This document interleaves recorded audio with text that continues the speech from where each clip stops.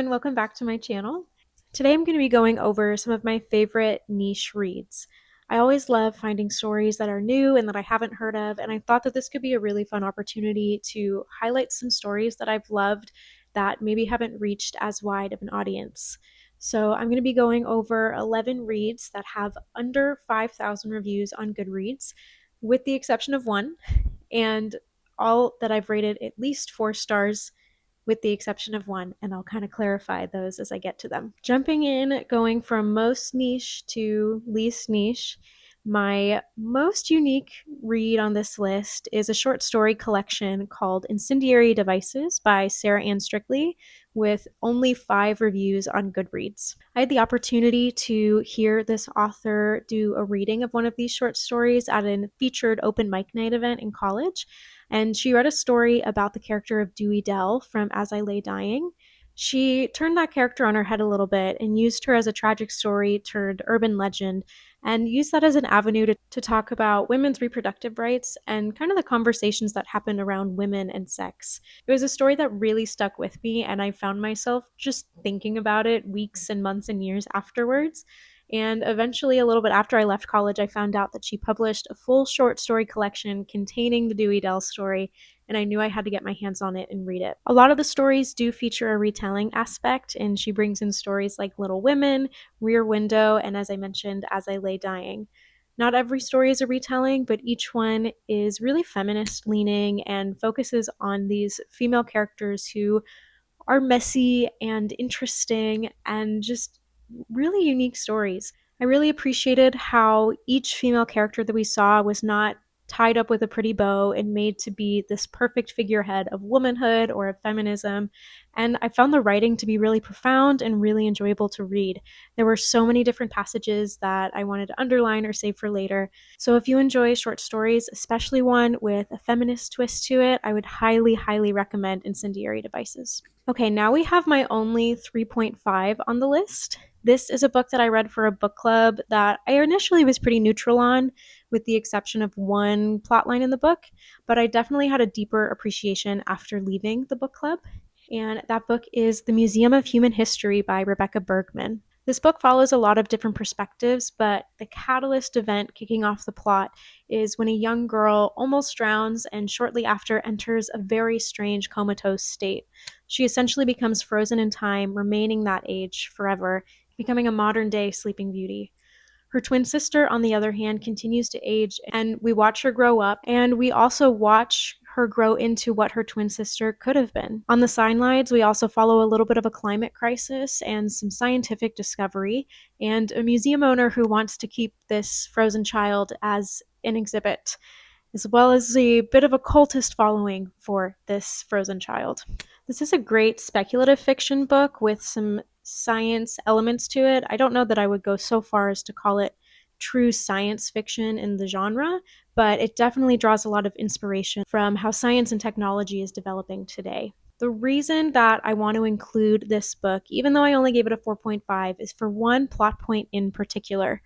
We get maybe 2 or 3 scenes of this plot in the book, but we follow a couple where we find out that the wife has a terminal diagnosis. We first find out about this from the husband's perspective and watch him deal with the grief of her still being here, but knowing that she won't be one day.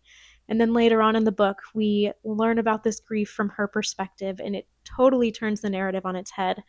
For that plot line alone, I think that this book is worth it because it has a really beautiful take on how you grieve someone who's still here and who grief really belongs to.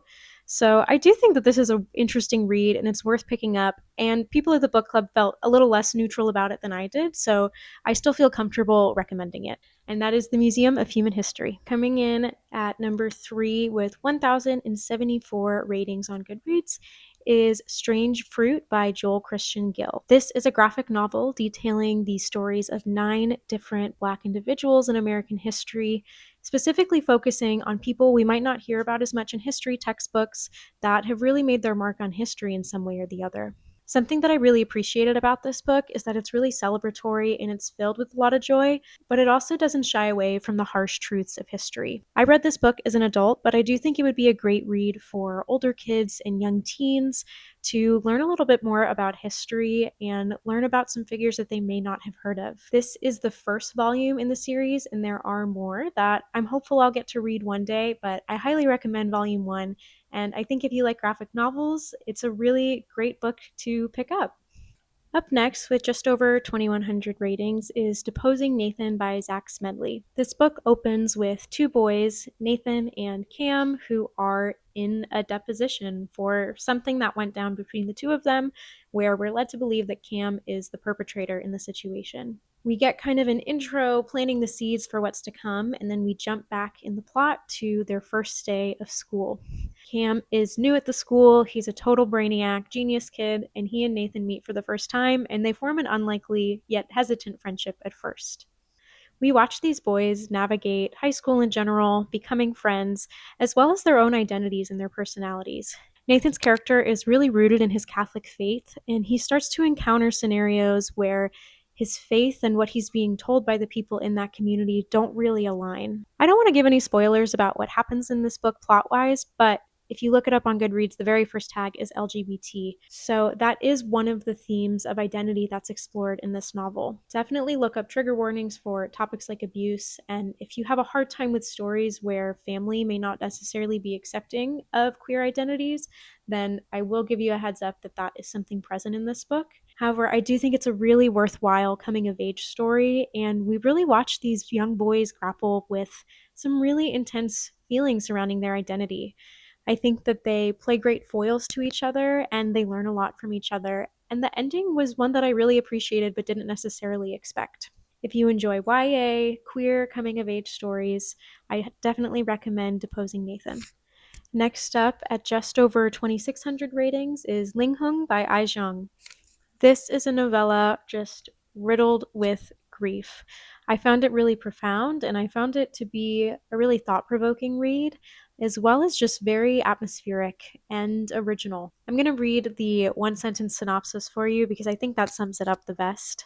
Ling Hung is set in a mysterious town of Home, a place where the dead live again as spirits, conjured by the grief stricken population that refuses to let go. So essentially, when you move into a house in this town, the ghost of the loved one that you lost lives in that house again with you. That is a way for people who are stuck in their grief to be with their loved ones again.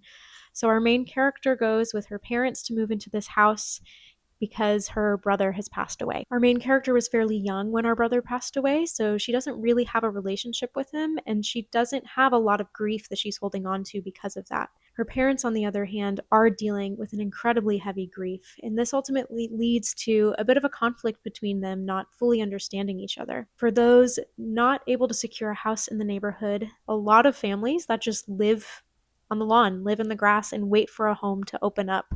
So she meets a boy who's in a similar situation, but his family does not have a home, and they form a bit of a friendship sort of relationship just based on mutual understanding. This book deals really heavily with themes surrounding death and grief, and it is classified as horror, but I would say it gears more towards a speculative horror than necessarily something that kept me up at night. It's a fairly heavy story, but if you're someone who seeks out those kind of reads, then I think this is a good one to check out. If you watched my book recommendations based on Virgin by Lord, you'll recognize this next book with 3,259 ratings. We have Little Rabbit by Alyssa Songsiradej. So this book follows our main character, Little Rabbit, as she enters a relationship with an older man that we only know as the choreographer. This relationship slowly ventures into the taboo when it comes to their intimacy, and she learns how to navigate that and how that fits into her own sense of identity as an individual as well as someone in a relationship. We watch this relationship cause a little bit of strain in her life, but we also watch it bring her a lot of ease as well. I think this is a good coming of age story for someone who's a little bit older. So, not that coming of age in your teens and early 20s, but that coming of age when you're leaving your 20s and entering your 30s. This book feels really intimate in the sense that you feel really close and up personal with the characters. We watch her really discover what it is that she wants for herself and what she wants her life to be, and figure out the steps that it takes to get there. If you're someone who likes love stories but doesn't necessarily want to read a romance book, I think that this could be a really great one for you to pick up. And it was a 5-star for me. I have another friend who says it's her favorite book And I think that this one definitely deserves more love than it's received. It's a really great read and a really astounding debut. So that is Little Rabbit. This next recommendation is one of my favorite nonfiction books that I've ever read. It doesn't even have 4,000 ratings on Goodreads, and I'm astounded because I think this is a topic that a lot of people are interested in. And that book is titled Where Are Your Boys Tonight? The Oral History of Emo's Mainstream Explosion, 1999 to 2008. And it is exactly what the title says. The author, Chris Payne, interviews just about anyone you can imagine in emo music and gives us an oral history of how the genre developed, how it started, how it developed into what it was, and ultimately how it fizzled out a little bit and became a new version of itself. Name an early 2000s emo band, and I guarantee you that they are interviewed in this book. He interviews the members of Paramore, Fall Out Boy, Panic at the Disco, Dashboard Confessional, My Chemical Romance, Taking Back Sunday, Jimmy Eat World, and That's Just Getting Started. If you've read They Can't Kill Us Until They Kill Us or Little Devil in America, he also interviews Hanif Abdurraqib, which was actually the first place I heard of him and made me really want to pick up his books. He gives a really unique perspective on being an audience member in the scene and not a band member in the scene. The book starts off with detailing how the music developed in different pockets of the country, from New Jersey to New York to Midwest emo. He talks about how Warped Tour started and how it grew. He talked about what happens when these bands that are loved for their niche and their small, intimate audiences become superstars, become radio hits. Does that make them sellouts? Does that not? And it's so, so good. So if you are a fan of pop punk, emo music from the late 90s and early 2000s, this is a must read. What do you have to say? Okay, up next at about 4,500 ratings is actually one of my most recent reads, and that's Murder at Gull's Nest by Jess Kidd. I won't harp on it too much since it was in my most recent video, but this is a murder mystery following our main character, Nora, who has recently left the convent to investigate the disappearance of her friend, who had also previously left the convent. When she arrives at Gull's Nest, her friend is nowhere to be found, but shortly after, another character turns up dead. So we watch her try to figure out how all of these puzzle pieces connect. We watch her unabashedly get in the way of the investigation because she knows they're doing it wrong and not considering things the right way. And we also watch her have a coming of age in her 50s. I feel like I'm recommending a lot of coming of age books on accident, but I do love a coming of age story, so I can't really feel too bad about it. This book is witty, it's got a great mystery, and it is the start of a series, so I think there will be more to come. And I think that if you're newer to murder mysteries, this one could be a really great starting place because it's not too involved. It's a little bit on the cozier side, but has a pretty steady plot.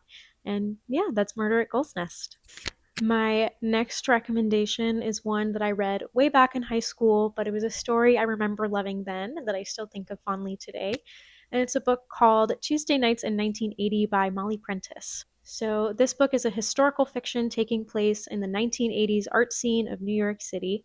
We follow an art critic with synesthesia, an immigrant running from political tensions in Argentina, as well as a beautiful woman that becomes this man's muse. Our art critic, James, and our Argentinian man, Raul, strike up a bit of a companionship, and both deal with fairly significant losses that I don't want to say too much about because I think it's an interesting play on what loss can be. They work together to embark on a journey of discovery and finding those things that they lost, ultimately resulting in a really beautiful story. Because this art critic has synesthesia, I found the descriptions and the writing in this book to be really visually pleasing. I felt like the imagery was just really lush. The synesthesia aspect means that he doesn't always describe art how you expect it to because he starts to bring in other senses with it. And I thought that there was something that made the descriptions in this book really interesting. I think if you're someone interested in art history or political history, that you could really enjoy this book. And it would be one that I'm interested to reread since it's been so long since I picked it up. My final book is the only one with over 5,000 ratings. When I originally made this list, it had under 5,000 and it's now at 5,072. But it is one of my favorite books of all time. One of my favorite books that I've ever read. When that What's Your Roman Empire trend was big on TikTok, this book was my Roman Empire. it still is. I think about this book like every other month, I would say, and I've only read it once in my life. And that book is One's Company by Ashley Hutchinson.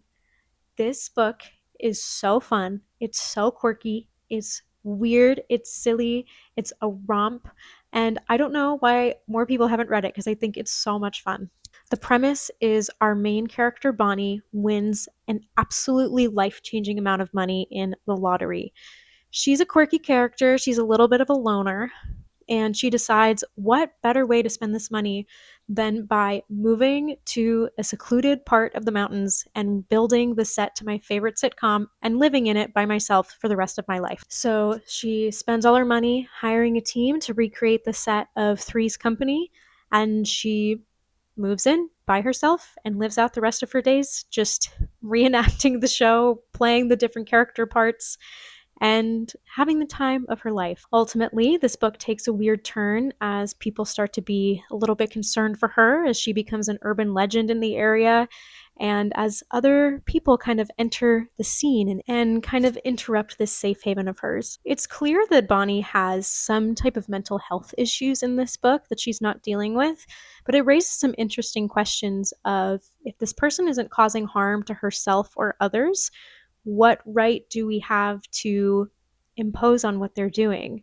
Is it because it's not normal to us, or is it because it ultimately has the potential to cause harm? I do want to say that you do not have to have watched Three's Company to enjoy this book.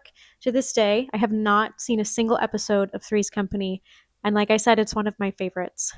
Something that I thought was just so sick and, shows the talent of this writer is that I had never seen an episode of Three's Company. So all of the visuals that I had in my head while reading this book were purely based off of what the author was telling me. So when I finished the book and I looked up Three's Company, I was really astounded that the set pictures looked exactly like what I had pictured in my head from just the author's description. And I think that that's a really amazing thing to be able to pull off. As I said, she acts out some of the characters from Three's Company, and I felt like I was able to follow them without knowing any further context on those characters or on the show outside of the book. If you want a great weird girl book rec, you have to pick up One's Company. My mission is to get people to read this book. I've convinced multiple of my friends to read it, and they all enjoyed it. So I would highly recommend One's Company. And one last thing that I thought would be fun to do is to share some books that I have on my radar or on my TBR that also don't have many reviews on Goodreads. And so I'm going to go through 5 books that I would like to pick up sometime in the future, just to continue to share even more stories and more authors that don't have as wide of an audience. The first one is a cozy fantasy called A Second Story by J.A. Collignon. As many cozy fantasies do, this book starts after the adventures are over, after the quests have been made. Our main characters, Ari and Finn, move to a seaside town, open up a bookshop, and form friendships with the people in the community. I think that this sounds like a really cute read, a really fun read, and I'm always on the market for another fun, cozy fantasy, so definitely one that I want to check out sometime. So I'm a little bit of a Nepo friend because one of my closest friends works at a bookstore, and sometimes when they have arcs that none of the staff have taken, I get to take an arc home. And so I actually have an arc of this next one that I want to pick up, and that is Tongueless by Lao Yuhua and translated by Jennifer Feely. This is a Chinese translated psychological thriller. I believe the original was published in Cantonese, but I couldn't find the exact details in the research I did online, so I apologize if that is untrue. However, the crux of the story has to deal with the Cantonese language. It follows 2 teachers at a secondary school in Hong Kong who are told one day they can no longer teach Cantonese or teach in Cantonese, and they have to teach all lessons in Mandarin. These 2 main characters are a little bit of rivals and a little bit opposites from each other. So one is determined to learn Mandarin as fast as he can so that he can get ahead professionally, and the other one is determined to get her way and continue teaching in Cantonese. This isn't a spoiler because it's on the back of the book, but ultimately this bit of rivalry between the 2 of them leads to one of them committing suicide, leaving the other to navigate this new environment and atmosphere alone. And I think that this is a really important story because it highlights the risks of languages and cultures being erased, which I don't think we normally associate with a thriller topic, but I think is really fitting. One of the notes on the back that I would love to read because I think that it captures everything really well says, haunting and politically pointed, and featuring a translator's note from Jennifer Feely,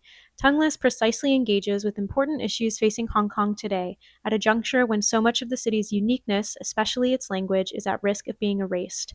So I do own a copy of this, so this is one that I think that I'll get to a little bit sooner. I'm just really interested in this story and seeing what it has to say. And I don't know that I've read a book by a Cantonese author before, so that's something that I would love to do. This next one I was really surprised to hear has only 501 reviews or ratings on Goodreads because this author has another book that I feel like I hear about and I see everywhere. And that is Orlando by Jacqueline Hartman, translated by Roz Schwartz. Obviously, Jacqueline Hartman is known for I Who Have Never Known Men. I see it really popular in literary communities and even with among my friends who don't read literary fiction. The book starts off with our main character reading Orlando by Virginia Woolf in a train station when she sees this mysterious stranger that she is drawn to. They end up connecting later on in the future and enter a fairly obsessive relationship. It says at the end of the synopsis here that it's a stunning evocation of a woman who is forced to confront every part of her soul and embrace herself as whole. So that sounds like something right up my alley. That sounds like a book I'd really enjoy. Okay, I wanted to kind of vary the genre that I'm recommending in this final section just because I can. This next one is a queer YA magical realism story, which sounds so fun. That book is Summer in the City of Roses by Michelle Ruiz-Keel. It says that this story is inspired by the Greek tale of Iphigenia as well as Grimm's brother and sister. It says it's about two siblings torn apart and struggling to find each other in the early 90s in Portland. So these two siblings grew up really close and ultimately something happens where they're separated and all of a sudden they have to figure out who they are on their own. They enter different friendships and relationships and learn how to navigate that as an individual instead of a pair. And it sounds like, yet again, it's going to be another great coming of age novel. So if you haven't guessed, I think I might enjoy that one. And the final recommendation for this video, the final book that's on my radar as a niche read, is a book called Full Immersion by Gemma Amor. This story opens with a woman with amnesia coming to see her own dead body at the edge of a riverbank. She sees someone there who she recognizes but doesn't, and she's ultimately trying to figure out what happened to her and solve this mystery before the time runs out. Whatever that means in the context of the book, I don't know. I haven't read it. Meanwhile, our synopsis tells us that a pair of eyes is watching her from behind a screen. It says, an experiment is unfolding, but is she the subject or the practitioner? That sounds so fascinating to me. I did see a couple of reviews say to check the trigger warnings for this book because I guess it has some heavy topics, so I'll pass on that message as well. But that is Full Immersion by Gemma Amor. Thank you so much for tuning in to my video today. If you have any niche recommendations, go ahead and leave them in the comments. Like I said, I always love finding new stories, and I hope that I was able to share some new stories with you all today and help you find your next read. See you next time.